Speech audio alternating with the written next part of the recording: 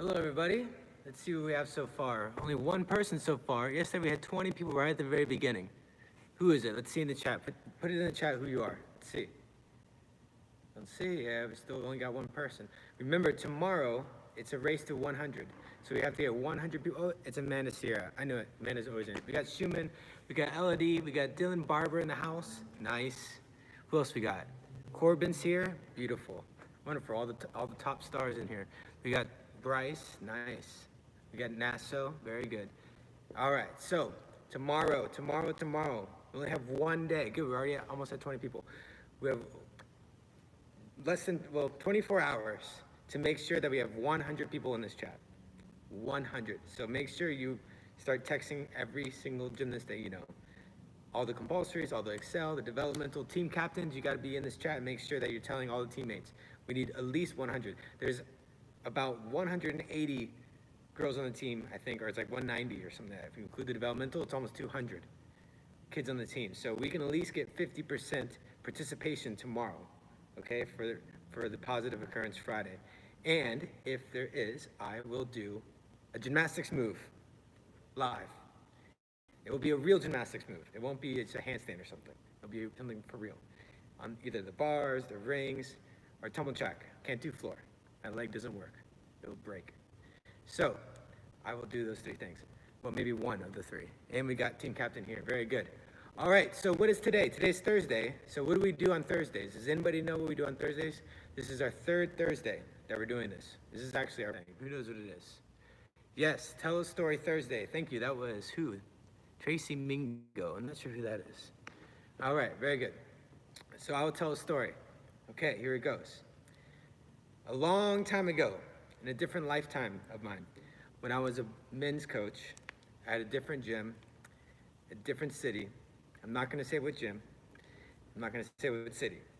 I was coaching optional boys, and I had a few all-stars in level 7. Okay, level 7 boys. So that level 7 for boys, just so you girls know, is not optionals. It's the level right before you go optionals. So we were going to level 7 regionals, and this is back in, I don't know, 2011 or 2010, year 2010. So 10 years ago, and I had a particular gymnast that had a really bad meet. And he was a really good gymnast. And he was super down because he didn't place well at regionals when he could have been regional champion. He did terrible. And so what actually happened is something that's very common that happened to every single one of you before.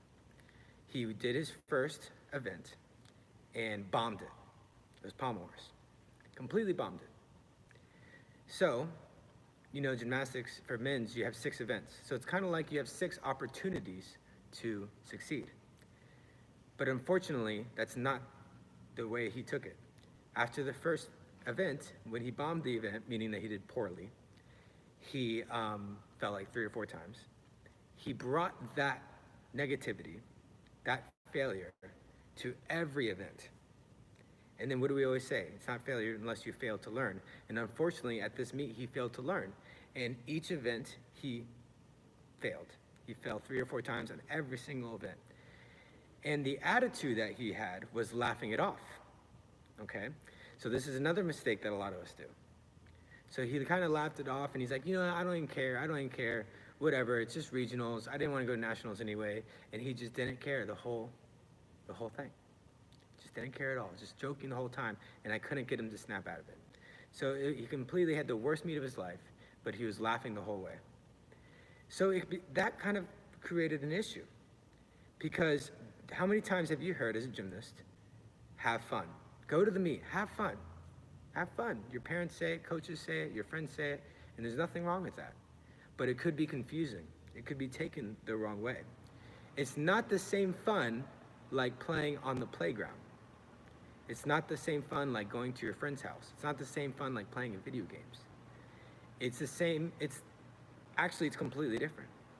The reason why we say it's fun is more so it's enjoyable, because you're enjoying the process of improving and learning and testing yourself and performing.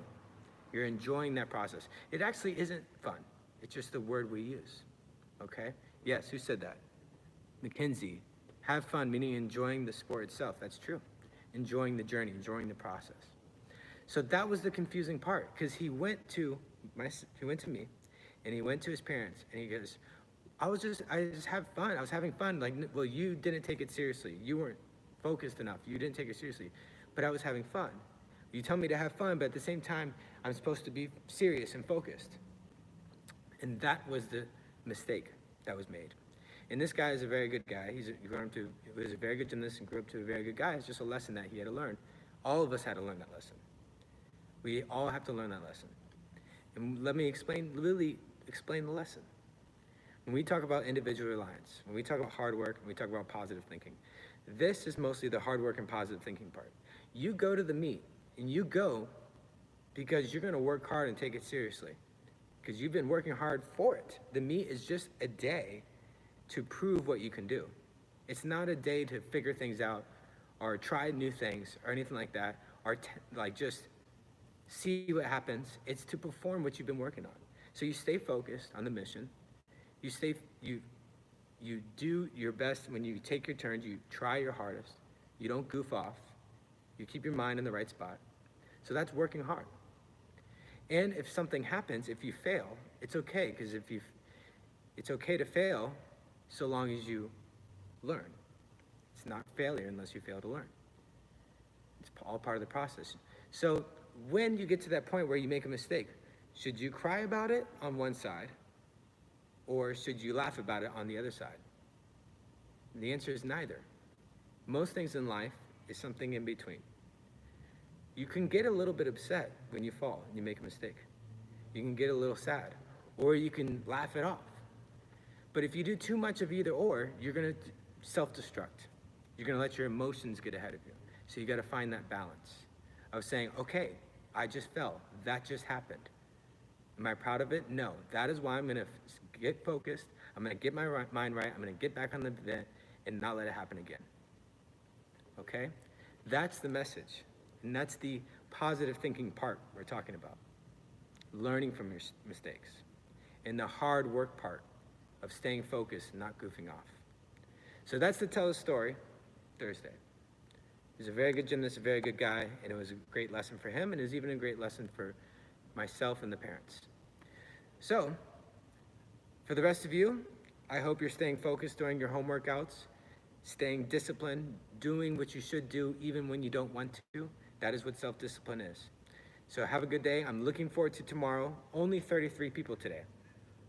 Only 33. We usually get 150, sometimes 200 by the end of the day, after people watch it after it's live. But tomorrow, we have to get 100 live in order for you to see me do real gymnastics. Maybe it's only gonna be one move though. All right, tell your friends, tell your people. Thanks, Lauren. Already putting in the G. The U. Who else had I don't see the U yet. We got the Schumann, we got the Amanda, we got AJ Projacki, we got Corbin. Very good. All right. And popular. Team. See you guys.